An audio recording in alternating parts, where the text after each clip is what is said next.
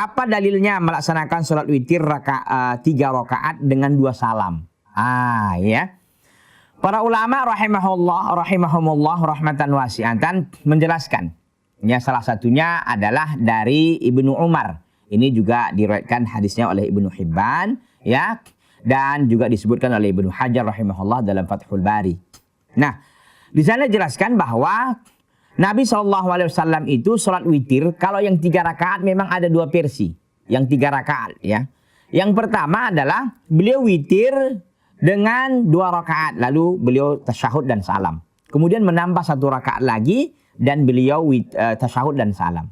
Itu yang dibawakan oleh Ibnu Hibban dan dijelaskan oleh Ibnu Hajar al-Asqalani dalam Fathul Barinya. Maka ini boleh, ini dasar riwayatnya. Nah, adapun cara yang kedua, dan itu dimakruhkan. Kenapa? Karena itu mirip dia dengan sholat maghrib dia memang. 3 rakaat sekaligus tanpa ada tanpa ada salamnya, tanpa ada tasyahud 2 kalinya gitu. Jadi langsung dia. Jadi tasyahudnya sekali saja. Jadi 3 rakaat sekaligus seperti maghrib kan. Kalau tadi kan witir yang kita sebut di awal tadi kan dia salam dulu, lanjut baru 1 rakaat lagi. Ini enggak kan lanjut dia. Walaupun tasyahudnya hanya sekali pada waktu di ujung di akhir itu saja.